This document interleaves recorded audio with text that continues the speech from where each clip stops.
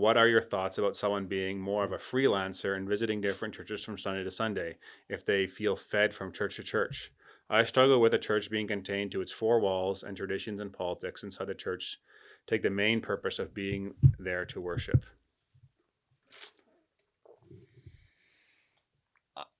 Is it signed? No. No. anonymous. We always encourage people to ask anonymous questions because Okay. we know that most people are weasels and will never put their name behind it anyways, and we still want the Yeah. questions. Yeah. That's not true. They just don't want to be Yeah. publicly shamed, which is fair. Yeah. Which is fair. I have an opinion on it. I think it's important to be part of a body. Yep. And to, I don't know if like membership in the way that a lot of churches do it nowadays, a little piece of paper or whatever else like that, it has to be done exactly that way. But you should be part of a group of other believers. Do not neglect meeting together where you can be held accountable to your Christian walk. And I don't think it has to be done exactly about like the church membership. I remember I would disagree with you. I remember last year at our church AGM, someone asked, "How come you guys don't do house visitation?" Which is like Right. a couple elders visiting, visiting each member once a year. And the answer was, the point of the church is to equip the saints for ministry, and so that you guys hold each other accountable. And if you know your brother's living in sin and you call him out and he doesn't listen, then you go with another guy, and then you go to church leadership to come bring it together. But it's the members together that should be doing it. And I think it's not so much like, are you part of this church, on paper and like a company would organization, but it's a spiritual thing. Yeah. And to be, under elder in the term of like someone that is an elder in how they show up and love Jesus and have respect from the community. Yeah. So I think that's good and healthy to do. Yeah. I can definitely appreciate the tenor of the question is about just basically the ability in today's age. I mean, why not just watch everything you can online? Why not just be fed through multiple churches? A neat kind of sort of spin on that is to go to multiple local churches, is to get a wider grasp all the time. But it still has this presupposition of that's what church is for you to consume, for you to be like, or that whatever it's just you the can get preaching out of that it. churches. And now, in fairness, they're probably not actually saying that. They're just sort of asking that just on the surface. But For a lot of people, church is just Sunday morning. I would disagree. Right. What? Well, I You think they might actually be? I think even the idea of like that's what a lot of people are doing. It's not even what people think. It's literally just what they're doing. Yeah, I hate the term church shopping. Like it happens a lot in this town, right? Because even the concept of going around sort of tasting and like checking in when you're in the pursuit of looking for a church, you church shop. Have you not done that? I have. What would you recommend someone do if they don't know what church to go to? Definitely go church shopping, Joseph. Just throw a dart at a wall with a whole bunch of names on it? No, basically, well, here's a great point. I would say first, consider your area. It's so crazy what we've done, right? We've just completely changed the entire system. So at one point it was about the patronage, like the actual physical area and geographical area. The geographical I would area. still agree with that. Do you not agree with that? We can't agree to that now because don't look where we're out in. Should I dox you right now? We're out in Rose, like in I don't know where we are. But yeah, what do you mean? I can go to the physically closest church. Yeah, the closest one would be the one he came from. The problem is, even if us three held that conviction, which is that a church? Yeah, the point of that conviction is to basically say you'll also run into people in other parts of your life. So it's like if you all shop at that same Save-On, but the thing is nobody in this town does that. Even if Main Street, for example, is downtown, but it was first established on Promontory. So I'd venture to say probably over half of their congregants travel across. And nobody thinks twice about that, right? Northview's coming here to try to address that reason because there's so many Chilliwack people who drive out to Abbotsford. I mean, I do think it's important that you reach your local area. I know at Promontory Community Church, where I started going to, was like they were really intentional about like, hey, we are reaching the school that we're worshiping in. We're reaching those teachers, and then we're reaching the houses and the people that physically live in this area. And I think that's an important part. Yeah. Yeah. But to your point too, what you originally said, to think what you can do to add to be part of the church, to be the church, to actually not just consider what can it do for you is a monumental shift. I guess we even felt like we've been to different churches in different seasons, even in our own church, different campuses. And like Marie and I have taken the stand of like, you can listen to, like, we literally have an unlimited amount of millions of sermons that you can listen to any day of the week. Anytime. So, you know, maybe Sunday you go to church and like, hey, the preacher that's preaching there is not exactly your flavor or isn't the most gifted orator. But it's fascinating how people chase the celebrity pastor. It's just fascinating. And I mean, a good homily is nice, like a well-spoken preacher, right? Yeah, like shout out Matt Chance. Like it is nice. There's a draw there. He's an excellent preacher. But all that to say, what is the church? Exactly. It's not just that. Exactly. So way bigger than that. Yeah. So you said you hate the term church shopping. Yeah. So I said, I guess number one would be, consider your local area. 2 would be consider your people. So like who's already in your like circles of influence. It just the term sort of denotes some idea of like it actually is implicit in the word that it's about the consuming. It's what you do. You go to a place to sort of like. Okay, so someone moves to Chilliwack and they need to find a church. The heart of it. What and they are going to different churches. Yeah. What would you call that?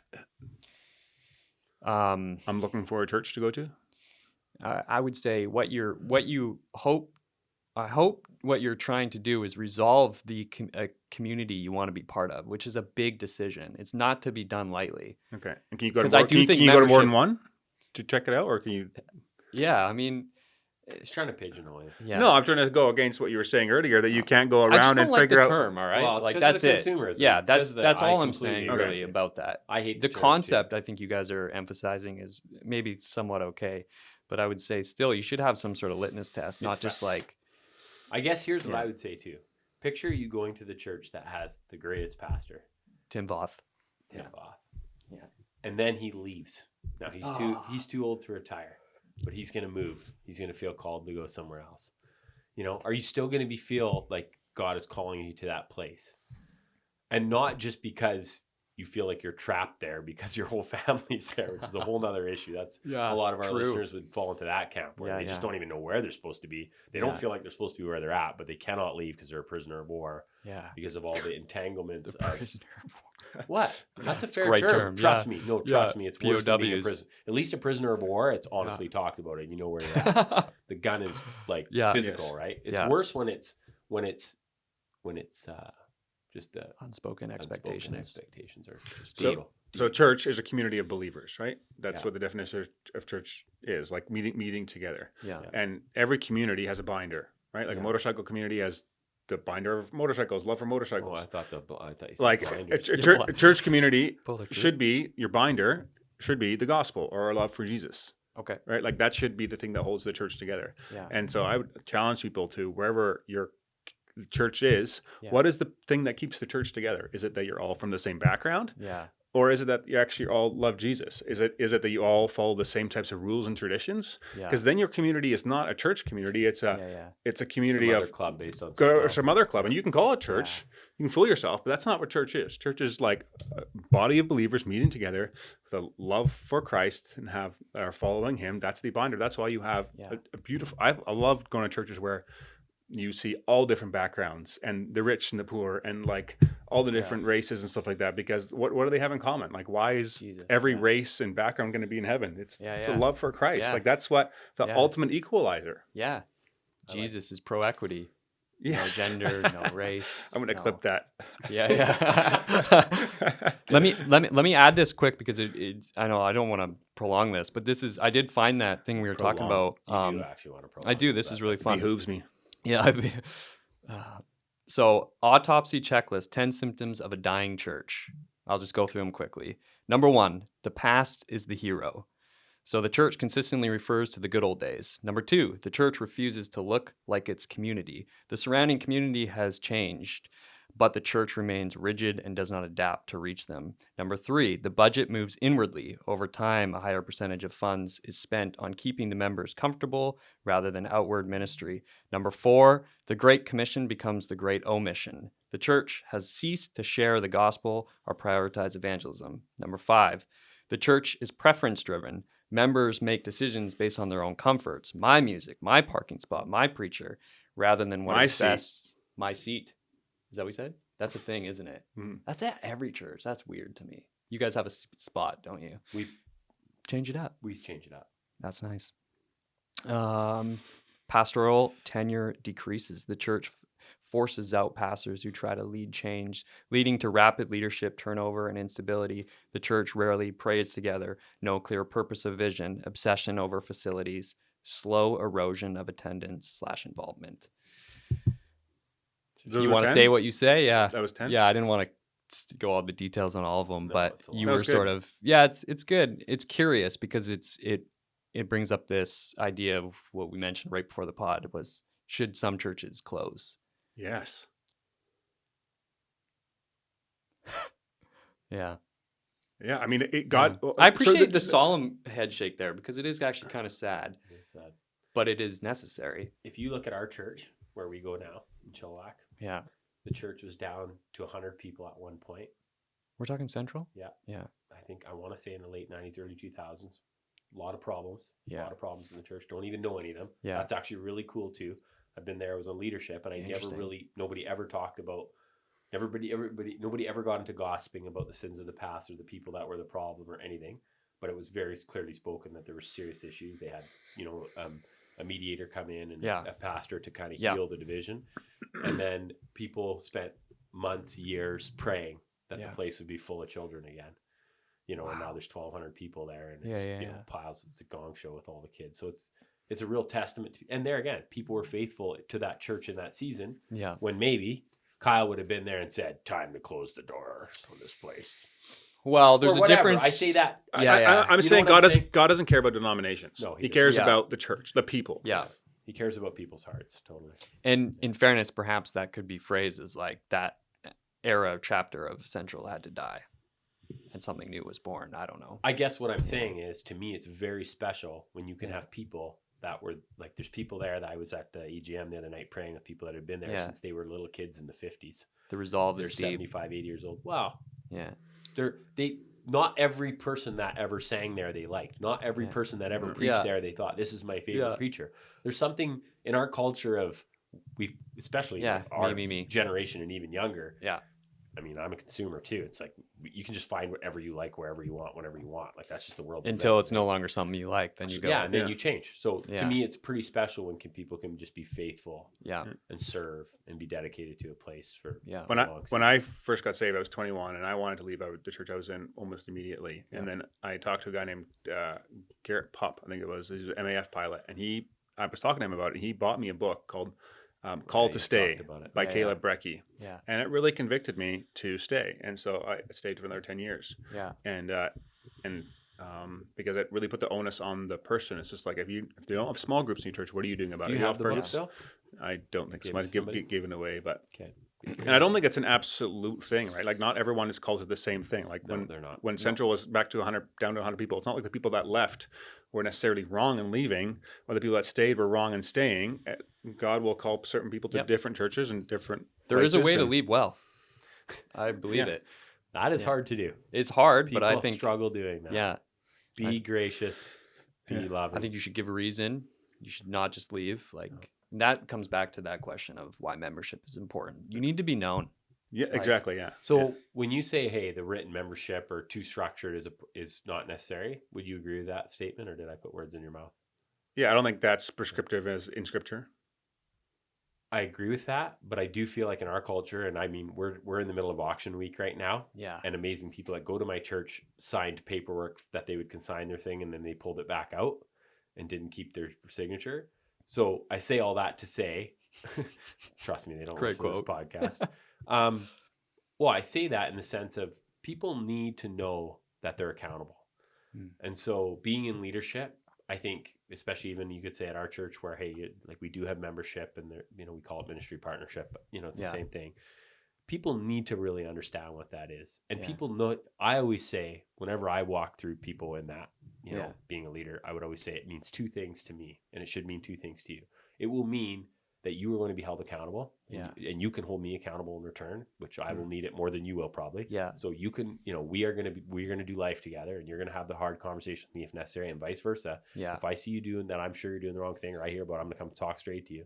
And then on the flip side, it means that you should be cared for really well. That's right. That's what church, to me, that's what That's church beautiful. membership means. But if I'm hanging out with Joseph all the time and we don't go to the same church, I'm not going to also be like, because we don't go to the same church, I'm not going to like hold him accountable, or he's not going to hold me accountable. It's also, of course not. Yeah. But I mean, our family is where everything starts. Mm-hmm. So it's our biological family would ultimately be ideally that spot where people that are closest to us, that are literally our same, in our blood family, we're gonna be like iron sharpens iron first. And you see that in some families really well, where people are strong and they challenge each other, and especially in Kyle's family, right? They're really strong, challenge each other. To go full circle here, because this is interesting to me, and maybe are we bringing this back to the NDP convention somehow? No, yeah. No, I'm talking about just the concept of like why we need to get off these devices and get off the online world, because we're in this experiment right now where we think our community is a lot bigger than it is, when it really should be smaller. Like the researchers have showed, like most people can basically conceptualize 150 people. That's like your max mental brain space as far as like how many people. Yeah, but no, now we have this. We don't even need to think about phone numbers or whatever, right? We have as many contacts as we want. But as far as like your tribe, it was like ingrained in this thinking that at least, sociologists have determined like that's a pretty standard number that you can, even if I gave you a piece of paper, this is what Malcolm Gladwell says, and I said, write down everyone you'll probably get to 150. Garrett, you might be different. You think you're different.